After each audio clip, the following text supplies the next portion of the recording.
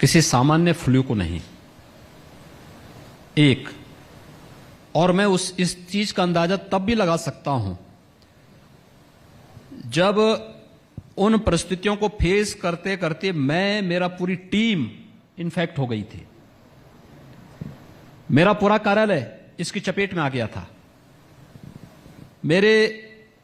हमारे chief secretary, हमारे DGP, ये सब इसकी चपेट में आ गए थे।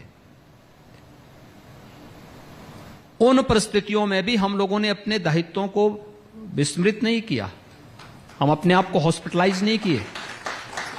तब भी, उस दौरान भी मैं भी और मेरी पूरी टीम वर्चुअली जनता से जुड़ी रही और हम लोगों ने एक एक चीज की मैं तब भी समीक्षा लेता था। हां, उस समय अलग बात है, सामान्य दिनों में सुबह से लेकर के देर रात्रि तक हमारा कार्यक्रम चलता है, उस दौरान कम होता था, लेकिन कोविड को फोकस करते हुए हम लोगों ने तब भी अपना अभियान जारी रखा और पूरा प्रयास किया। ऑक्सीजन की किल्लत थी, लेकिन हमें यह भी देखना चाहिए कि कोरोना के सेकेंड वेव के दौरान उत्तर प्रदेश की आबादी है 24 करोड़।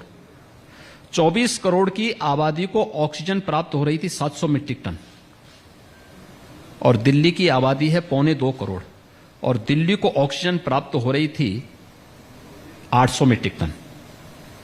यानी 1.25 करोड़ की आबादी में 800 मीट्रिक टन ऑक्सीजन की आपूर्ति और 700 मीट्रिक टन की यानी ऑक्सीजन हम 24 करोड़ जनता को उसकी आपूर्ति करके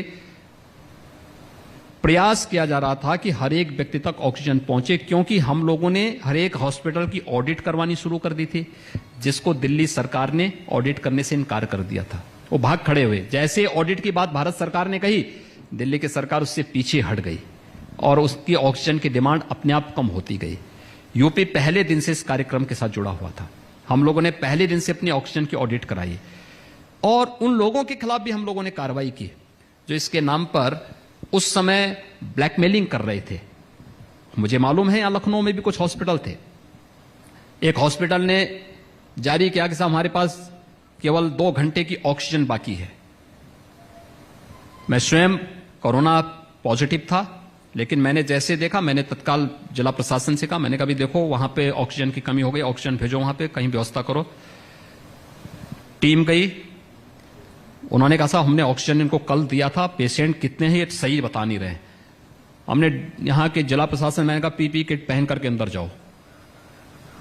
जिलाधिकारी पीपी किट पहन करके अंदर गए, पेशेंट 4, सिलेंडर 60 और उसके बाद कहते हैं कि साहब हमारे, मैंने कहा इसको सील करो, ये पेशेंट दूसरी जगह इनको भेजो। इस प्रकार के भी वाकये हमारे सामने थे और ये लोग ज्यादा नेगेटिविटी ये लोग ज्यादा पैदा कर रहे थे। दूसरा, कुछ ऐसे वक्तव्य कि इस कारण से जो है कोरोना फैल रहा है और फलाने को जो है इसमें हत्या के मामले में वांछित करो, बड़े ऐसे यानी हल्के वक्तव्य जो आ रहे थे, नेगेटिव वक्तव्य आ रहे थे, नकारात्मक जो वक्तव्य आ रहे थे, स्थिति को उसने ज्यादा पैनिक की।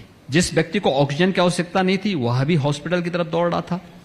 जो बेचारा जरूरतमंद था, ऑक्सीजन की आपूर्ति सेकेंड वेव में ज्यादा आवश्यकता पड़ी, ज्यादा लोग इन्फेक्ट हो रहे थे और इसीलिए हम लोगों ने उस दौरान उत्तर प्रदेश ने जो मॉडल खड़ा किया, जिसको WHO ने भी स्वीकारा, वह था कि निगरानी समितियों के माध्यम से मेडिसिन किट हर एक लक्षण युक्त व्यक्ति तक पहुंचा देना और हमारा यह मॉडल सफल रहा, आज भी सफल है।